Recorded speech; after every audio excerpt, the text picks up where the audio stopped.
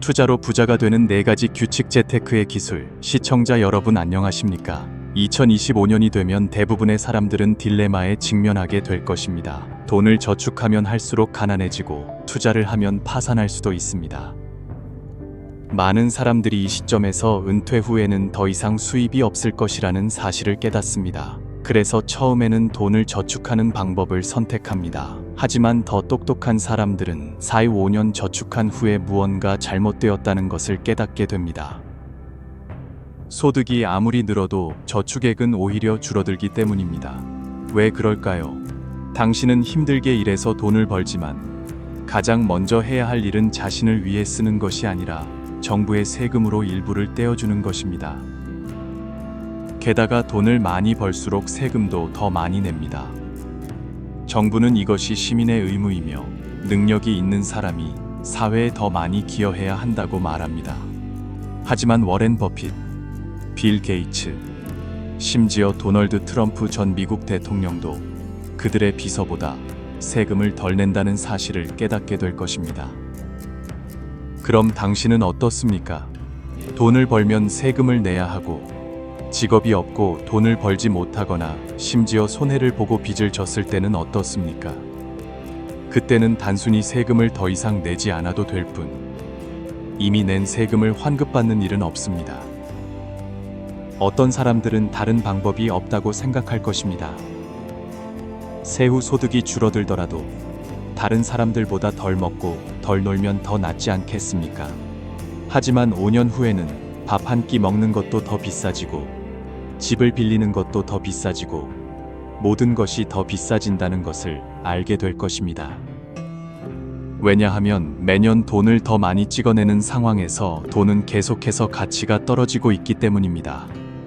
분명히 5년 전에는 5만 달러밖에 없었지만 마침내 10만 달러를 저축하는 데 성공했습니다. 하지만 5년 전에 5만 달러로 살 수 있었던 것을 지금은 10만 달러로도 살 수 없을 수도 있습니다. 예를 들어 주택계약금 같은 것입니다.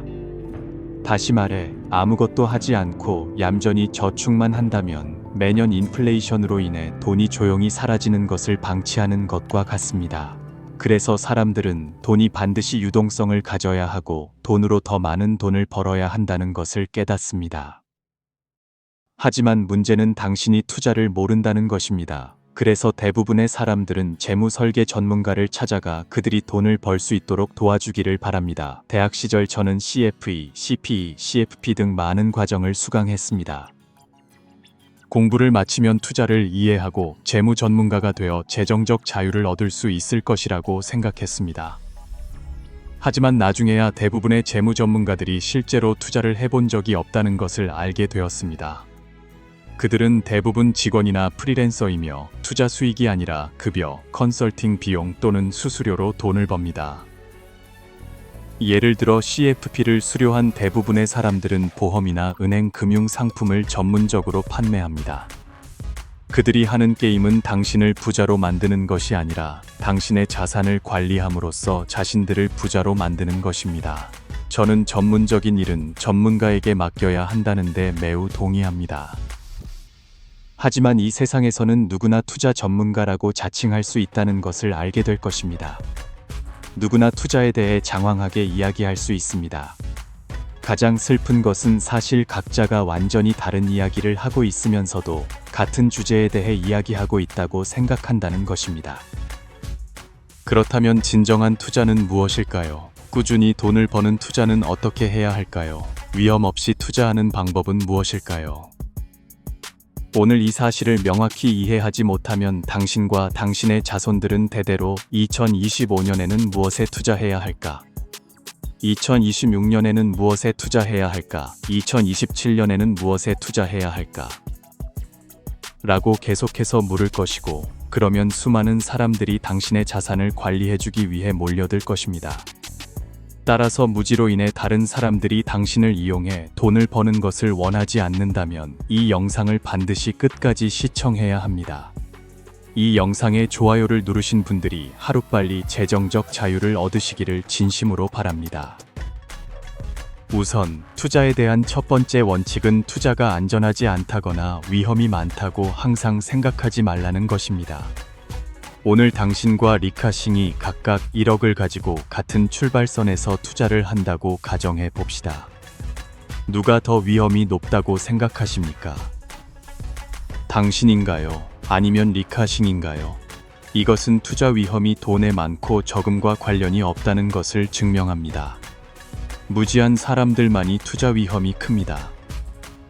그러나 투자 자체의 위험은 매우 낮을 수 있습니다. 세상에는 두 종류의 투자자가 있습니다. 내부 투자자, 인사이더와 외부 투자자, 아웃사이더입니다. 귀에 깊게 들어주십시오. 왜 리카싱의 투자 위험이 당신보다 낮을까요? 왜냐하면 과거에 리카싱이 잡지를 읽다가 이탈리아에서 플라스틱 꽃이라는 새로운 제품이 유행하고 있다는 것을 발견했기 때문입니다. 이 꽃은 생화보다 저렴할 뿐만 아니라 더 오래 보관할 수 있었습니다. 그 당시 홍콩에는 이런 것이 전혀 없었고, 당시 홍콩 사람들의 소비 수준은 계속해서 높아지고 있었습니다. 그래서 리카싱은 이 플라스틱 꽃을 홍콩에 가져와 팔면 분명히 많은 돈을 벌 수 있을 것이라고 생각했습니다. 하지만 그는 즉시 투자하지 않았습니다. 왜냐하면 자신이 외부인이라는 것을 알았기 때문입니다. 그가 본 것은 이 상품의 추세일 뿐 내부의 세부 사항은 전혀 몰랐습니다. 그래서 그때 그는 손에 쥔 모든 돈 버는 일을 즉시 포기하고 이탈리아로 직행했습니다. 무엇을 하기 위해서였을까요? 내부자가 되기 위해서였습니다. 당시 이탈리아 공장들은 비용을 절감하기 위해 불법 노동자들을 자주 고용하고 착취했습니다. 리카싱은 면접을 보고 청소부로 취직했지만 마당 쓰는 스님은 장경각을 자유롭게 드나들 수 있었습니다. 당시 리카싱도 어떤 생산 작업장이든 자유롭게 드나들 수 있었고, 일하면서 각 생산 과정, 판매 과정을 꼼꼼히 관찰하고 그곳 노동자들과 친분을 쌓아 더 많은 지식을 캐냈습니다. 모든 것을 파악했을 때 그는 외부인에서 내부인이 되었습니다. 그때 그는 청소 일을 그만두고 모든 돈을 모아 플라스틱 꽃에 투자했습니다. 그 결과 그 돈은 여러 배로 불어났습니다. 리카싱은 이렇게 말했습니다. 제가 플라스틱 꽃 공장을 열었을 때 그것은 제가 이전에 플라스틱 공장에서 일하면서 플라스틱 꽃의 생산부터 판매까지의 전 과정을 파악했기 때문입니다. 그 안에는 거의 위험이 없었습니다. 저는 부동산에 투자하고 항구에 투자했는데 모두 제가 이 산업들을 매우 잘 이해하고 있기 때문입니다. 그래서 그 해에 버핏은 왜 다른 신발을 신고 그레이엄에게 편지를 써서 그의 회사에 들어가게 해달라고 했을까요? 물가에 가까워야 먼저 혜택을 누릴 수 있기 때문입니다. 그래야 내부자가 되어 다른 사람의 모든 사상과 연구 방법을 배워 자신에게 적용할 수 있습니다. 오늘날 많은 사람들이 집값이 폭락할 것이라고 말합니다. 집값이 계속 오를 것이라고 말하는 사람도 있습니다. 주식이 최고의 투자라고 생각하는 사람도 있습니다. 금값이 폭등할 것이라고 말하는 사람도 있습니다. 심지어 투자는 다각화해야 하며 모든 달걀을 한 바구니에 담지 말라고 조언하는 사람도 있습니다. 하지만 주식의 신 버핏은 다각화하지 말고 모든 달걀을 한 바구니에 담고 그 바구니를 전력으로 지켜야 한다고 말합니다. 그럼 누구 말을 들어야 할까요? 자기 자신의 말을 들어야 합니다. 예를 들어 오늘 당신이 헬스장에 투자하고 싶다면 시장에서 가장 좋은 헬스장과 가장 나쁜 헬스장에서 일해야 합니다. 직원으로 일하거나 청소만 해도 괜찮습니다. 그래야 그 헬스장의 투자 잠재력을 배우고 구별할 수 있습니다. 다른 사람에게 속는 것을 피할 수 있습니다.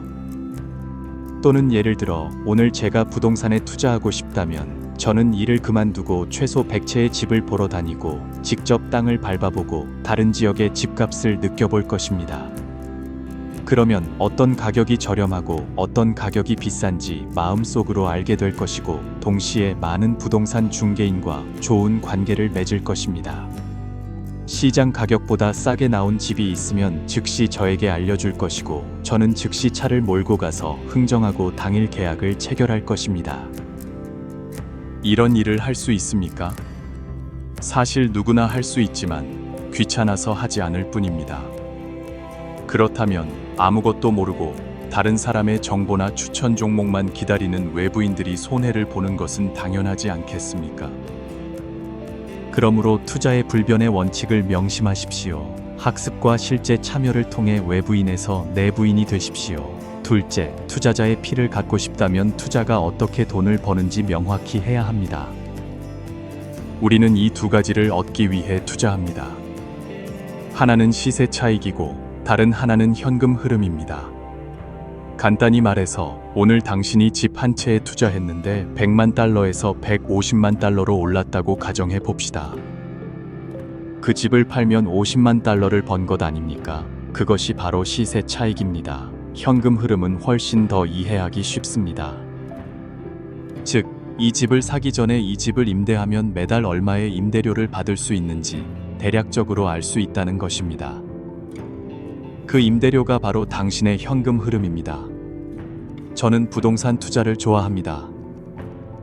특히 최근 경제 침체기에 더욱 그렇습니다. 이유는 매우 간단합니다. 예전에는 집 한 채의 계약금만 낼 수 있었지만 지금은 두세 채의 계약금을 낼 수 있기 때문입니다.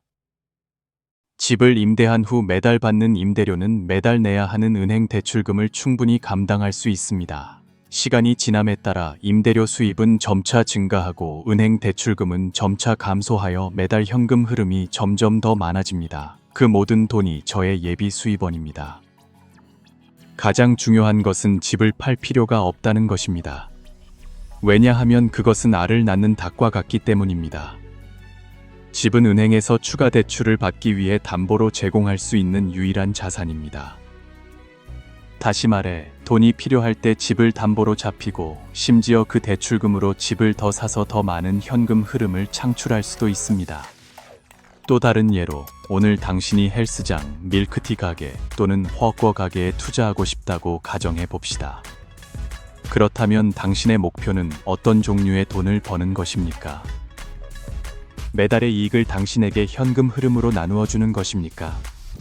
만약 저라면 어떤 브랜드에서 잠재력을 본다면 저는 그들이 프랜차이즈 사업을 개발하도록 투자할 것입니다. 즉, 운영권, 프랜차이즈 권리를 판매하는 것입니다. 단순히 제품을 판매하는 것이라면 매출이 매우 제한적일 것이므로 저는 기본적으로 투자하지 않을 것입니다. 하지만 프랜차이즈 수수료 수입이라면 매우 상당합니다. 또 다른 예로, 오늘 제가 혈통이 매우 순수한 개를 보았다고 가정해 봅시다. 제가 사서 팔면 제가 얻는 이익은 시세 차익입니다. 1,000달러에 사서 2,000달러에 파는 것입니다. 싸게 사서 비싸게 파는 것입니다. 하지만 오늘 제가 그 개를 잘 돌보고 체계적으로 훈련시키고 명망 있는 대회에 참가시켜 종견으로 만든다면 매번 교배할 때마다 저에게 안정적인 현금 흐름을 가져다 줄 수 있습니다. 또는 주식을 사는 것처럼 말입니다. 많은 사람들은 폭등할 주식 하나만 잘 사서 장기간 보유하다가 10년 후에 팔면 대박을 터뜨릴 수 있다고 생각합니다. 하지만 매우 흔한 상황이 있습니다. 당신이 사자마자 주가가 즉시 떨어집니다. 그때 당신은 어떻게 합니까? 미래에는 10배 오를 것이라고 스스로 위로하면서 지금은 걱정할 필요가 없다고 생각합니까? 어떤 사람들은 물타기를 해서 평균 매입 단가를 낮추겠다고 말할 것입니다. 저는 10달러에 샀습니다. 5달러로 떨어졌을 때 또 샀습니다. 그렇게 하면 8달러로 회복되기만 해도 본전입니다. 하지만 무슨 일이 일어날 수 있을까요? 5달러에서 다시 2.5달러로 떨어질 수도 있습니다. 그때 당신의 손실은 2배가 될 것입니다. 왜냐하면 당신이 추가로 샀기 때문입니다. 처음에 100달러를 투자했는데 절반으로 떨어지면 50달러를 잃습니다. 그런데 지금은 200달러를 투자했는데 절반으로 떨어지면 100달러를 잃습니다. 그런 방식으로는 결국 주가가 회복되어 본전을 찾기만을 하늘에 빌 수밖에 없습니다. 이것이 바로 대부분의 사람들이 주식 투자에서 손실을 보는 이유이며 특히 주식이 하락 추세에 접어들었을 때 그렇습니다. 떨어질수록 더 많이 사서 손실이 점점 더 커집니다. 그런 상황에서는 더 이상 주식시장에서 돈을 벌겠다는 꿈도 꾸지 못합니다. 손실을 보지 않고 본전만 찾아도 만족합니다. 제가 주식을 사는 방식은 제가 부동산에 투자하는 방식과 완전히 다릅니다. 회사는 파산할 수 있고 산업은 도태될 수 있습니다. 예를 들어 불과 몇 달 전만 해도 모두가 테슬라 주식을 사려고 몰려들었습니다. 왜냐하면 그것이 선도적인 주식 중 하나였기 때문입니다. 결과는 지금 50%나 하락했습니다. 한번 말해보십시오. 100만 달러가 이제 50만 달러밖에 남지 않았는데 어떻게 장기적으로 보유할 수 있겠습니까? 눈을 감고 못 본 척할 수밖에 없습니다. 당신에게 장기 보유를 권하는 사람들은 당신에게 책임을 질 필요가 없습니다. 설마 10년을 더 기다릴 생각입니까? 주식은 사실 뉴욕의 엠파이어 스테이트 빌딩에 올라가는 것과 같습니다. 엘리베이터를 타고 올라가는 데는 3-4시간이 걸리지만 뛰어내리는 데는 몇 초밖에 걸리지 않습니다.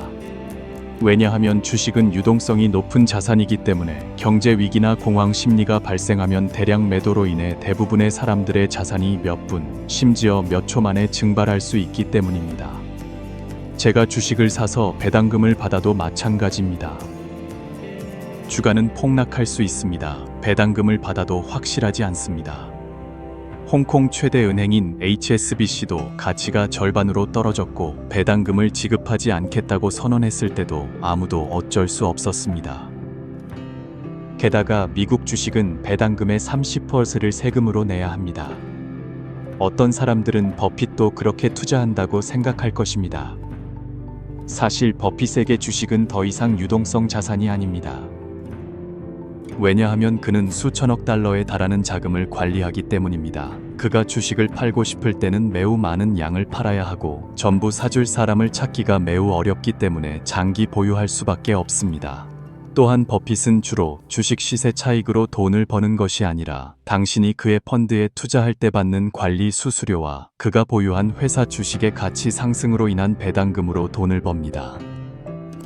대부분의 사람들은 자신이 이길 가능성보다 질 가능성이 더 높은 게임을 하고 있다는 것을 모릅니다. 주식시장 역사상 4분의 3의 시간 동안 돈을 벌기가 어려웠고 심지어 손실을 보기도 했습니다. 그들은 폭등할 주식을 잘 고르는 것이 당신이 금융을 공부했는지, 재무제표를 읽었는지, 열심히 시세판을 봤는지와는 아무런 관련이 없다는 것을 이해하지 못합니다. 중요한 것은 당신이 카지노 방식의 게임을 해야 한다는 것입니다. 매번 질 때는 1달러만 잃지만 매번 이길 때는 수백만 달러를 벌 수 있어야 합니다. 세 번째 큰 투자 원칙은 당신이 투자하는 돈이 최대한의 가치를 발휘해야 한다는 것입니다. 오늘 당신의 연봉이 10만 달러라고 가정하고 친구와 함께 헬스장을 열었다고 해봅시다. 당신은 돈만 투자하고 운영에는 참여하지 않고 그 친구는 노동력만 제공하고 자본은 투자하지 않았습니다. 당신은 2년치 저축액인 20만 달러를 투자하여 지분 80%를 차지하고 그 친구는 20%를 차지합니다. 매우 공평하게 들리지 않습니까? 하지만 결국 당신은 이 20만 달러를 회수하지 못할 뿐만 아니라 그 친구가 당신의 돈을 다 써버리고 도망가서 계속해서 손실을 볼 것이라는 것을 알게 될 것입니다.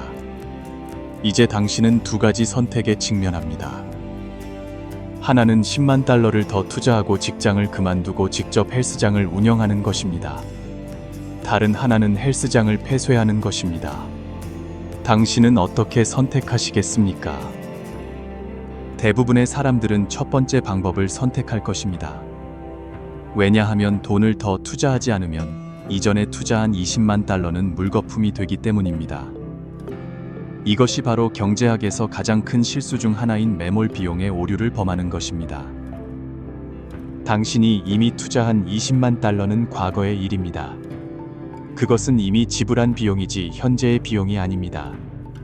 당신이 지금 직면하고 있는 것은 그 20만 달러의 손실이 아니라 만약 당신이 직접 운영하다가 실패하면 10만 달러를 더 잃고 연봉 10만 달러도 잃게 된다는 것입니다.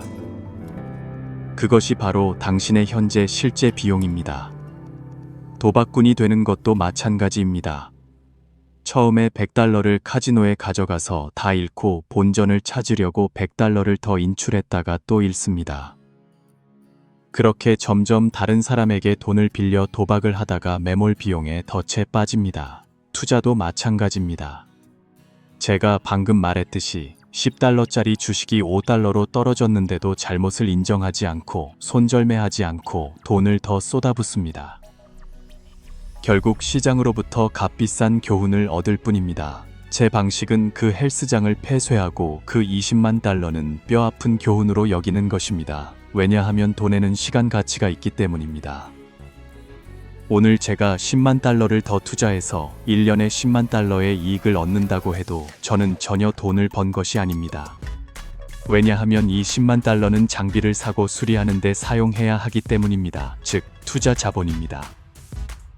10만 달러의 이익은 겨우 본전을 찾는 데 충분할 뿐 장비를 팔아서 돈을 되찾을 수는 없습니다. 장비가 없는 헬스장은 우스꽝스럽기 때문입니다. 만약 제가 헬스장을 폐쇄하고 10만 달러를 더 투자하지 않고 직장에서 받는 연봉 10만 달러를 유지한다면 저는 투자할 20만 달러를 갖게 됩니다. 이것이 바로 제가 유동성 자산인 주식을 장기 보유하는 대신 단기 거래를 선택하는 이유이기도 합니다. 왜냐하면 주가가 하락하면 저는 즉시 손절매하고 최대한 5% 정도만 잃습니다. 그런 다음 빠르게 자금을 회수하여 다른 폭등할 주식에 투자할 수 있습니다. 네 번째 큰 투자 원칙은 충분한 유동 자금을 확보해야 한다는 것입니다. 회사가 매년 10만 달러의 이익을 내지만 결국 파산할 가능성이 있을까요? 사실 그런 경우 회사는 보통 인수됩니다. 왜냐하면 문제는 운영 부실이 아니라 단순히 일시적인 자금난이기 때문입니다. 예를 들어 오늘 당신이 20만 달러의 빚을 졌지만 연간 이익은 10만 달러밖에 되지 않는다고 가정해 봅시다. 원래대로라면 제때 빚을 갚으면 문제가 없습니다. 하지만 채권자가 갑자기 즉시 갚으라고 요구하는데 당신은 수중에 1억밖에 없고 갚지 못하면 파산을 선언해야 합니다. 마찬가지로 2008년에는 많은 지역의 집값이 폭락했습니다. 어떤 집주인은 어쩔 수 없이 팔았고 어떤 사람은 팔지 않았습니다. 왜냐하면 금융위기로 인해 직장을 잃고 수입이 없어져서 주택담보대출금을 갚지 못하고 은행으로부터 채무 독촉을 받은 사람들이 있었기 때문입니다. 집값이 폭락했기 때문에 그들도 은행이 자산을 처분하도록 내버려둘 수밖에 없었습니다.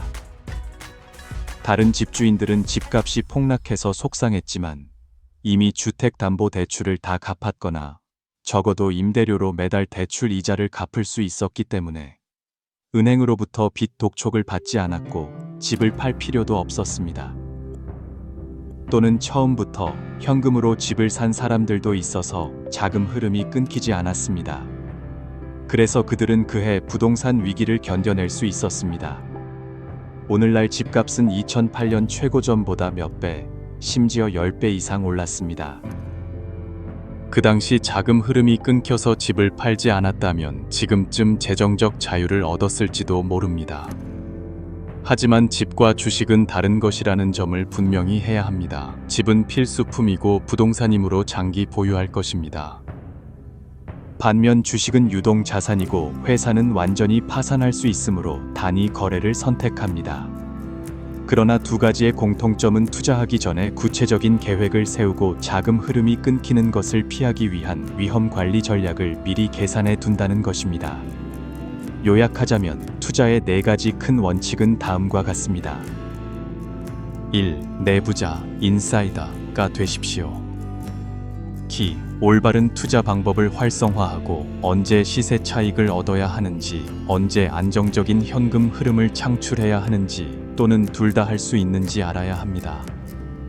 3. 자본을 가장 효과적으로 사용하십시오. 4. 자금 흐름이 끊기는 것을 피하십시오. 투자하기 전에 자신의 투자 계획이 이 네 가지 원칙을 모두 충족하는지 확인해야 합니다. 적합하다면 안심하고 하십시오. 그렇지 않다면 절대 위험을 감수하지 마십시오. 왜냐하면 잃어버린 돈은 당신이 힘들게 번 돈이기 때문입니다. 시간 관계상 여기서 영상을 마치겠습니다. 부자가 되는 방법, 기업가, 투자자, 그리고 재정적 자유를 얻는 방법에 대한 무료 지식을 공유합니다. 놓치고 싶지 않다면 제 채널을 구독하고 알림 설정을 켜고 이 영상을 널리 공유해 주십시오. 이 영상에 좋아요를 누르신 모든 분들이 하루빨리 재정적 자유를 얻으시기를 진심으로 바랍니다. 오늘 영상에서 한두 문장이라도 도움이 되어 더 나은 삶을 사는 데 도움이 되었다면 저는 만족합니다.